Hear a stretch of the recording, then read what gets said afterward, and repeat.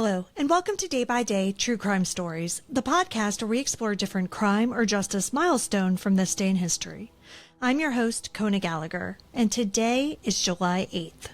On this day in 1944, a quiet act of defiance ended in tragedy. A Black Army private named Booker T. Spicely boarded a city bus in Durham, North Carolina, and questioned why he was being asked to move seats. An argument ensued that ended with Spicely being shot dead by the bus driver. The murder of Private Spicely didn't make national headlines the way similar events might today, but it marked an important and heartbreaking moment in the early fight for civil rights. His death showed in no uncertain terms just how dangerous it could be for a Black man in America to simply ask why. Today, we're remembering the life and death of Booker T. Spicely and how his story helped light a spark on the road to justice.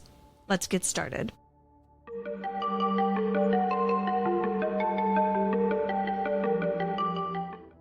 Booker Thomas Spicely was born in 1910 in Blackstone, Virginia, a small rural town that was shaped by segregation. There's not a lot of detail about his early years, but what we do know paints a picture of a man who took pride in his education and worked hard to build a better life.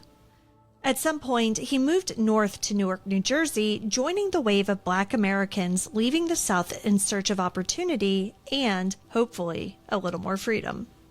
He found work there, settled into community life, and was able to build something for himself. And then came World War II. Spicely was already in his 30s, so he was older than a lot of the other young men who were being drafted. But he still answered the call. He served as a private first class in the U.S. Army Medical Corps. It was demanding and honorable work. He cared for wounded soldiers and managed critical medical supplies. But even in uniform, he still faced racism. The military was segregated, and Black servicemen were routinely given the worst assignments, the poorest accommodations, and the least respect. That ugly truth followed them whether they were on base or off. In 1944, Spicely was stationed at Camp Butner in North Carolina. On July 8th, he was off duty. He decided to make a short trip into Durham to relax and get some ice cream. In uniform, walking the city streets, he might have looked like any other soldier on leave. But to some, he was still just a Black man stepping out of his place, and that alone could be dangerous. After his visit to that ice cream parlor on Main Street, Spicely boarded the Durham Public Service bus to head back to Camp Butner. Like all buses across Jim Crow South, this one was governed by strict rules. White passengers sat in the front. Black passengers were required to sit in the back. And if the bus filled up, they were often forced to give up their seats altogether. Spicely sat near the rear in what was technically the Black section. But as more white passengers boarded, the white bus driver, W.G. Bill Guest, told the soldier to move further back. And that's when Spicely, politely but directly, asked why. Why should he have to move? He wasn't being disruptive, and he was in the Black section. He was a soldier serving his country in the middle of a global war. Why wasn't that enough to earn him a little dignity and respect? Well, the driver didn't offer an answer, and eventually Spicely stepped off the bus near Pickett and Foster Streets. But that wasn't the end of the story. Instead of simply going about his day and finishing his route, Guest got out of the bus as well. He followed Spicely, and he pulled a gun. Without warning, he fired 2 shots. Spicely was hit in the chest and the liver. He collapsed on the sidewalk. Spicely was taken to Watts Hospital, but it was too late. He died from his injuries not long after. After the shooting, Guest simply got back on the bus and continued his route as if nothing had happened. That moment and the sheer casualness of the violence says everything about the world that Spicely lived in. A Black man in uniform had asked a question, and for that, he was executed in broad daylight. Now, Durham police did arrest Guest later that day, and he was charged with second-degree murder. For a moment, it seemed like there might be justice. But many Black residents knew better. In the South, white-on-black killings rarely led to convictions, even when the facts were clear. The NAACP took notice, including Thurgood Marshall, who at the time was leading the organization's Legal Defense and Educational Fund.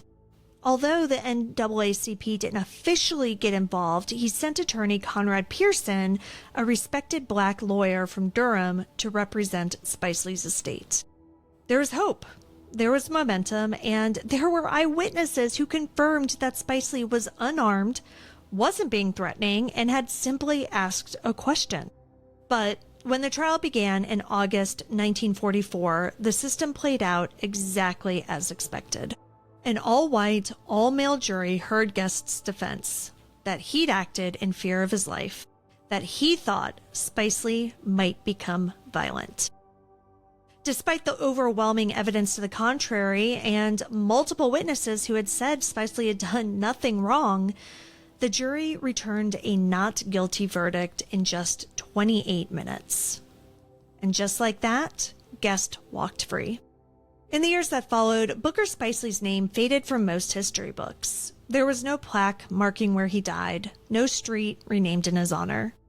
For decades, his story lived on quietly, but it was never forgotten. Historians and activists have worked in recent years to bring Spicely's story back into the public conversation. Organizations like the Civil Rights and Restorative Justice Project have documented his case in detail. In Durham, local educators now include his name when discussing the city's history of racial segregation and resistance.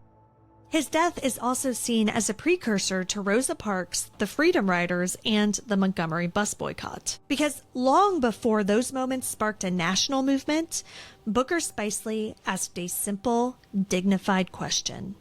And he died for it. His story reminds us that the civil rights movement didn't begin in the 1950s. It was built on moments just like this. Personal acts of resistance that, when met with violence, exposed the deep injustice of the American system. Thank you for joining me on today's episode of Day by Day True Crime Stories. If you found this episode compelling, please subscribe, rate, and review the podcast. It'll help us grow. And be sure to join me again tomorrow as we explore another significant event in true crime history. Until then, stay safe and remember that behind every headline is a life worth remembering. Day by Day, True Crime Stories is a Little Monster production. Hey, you can do it!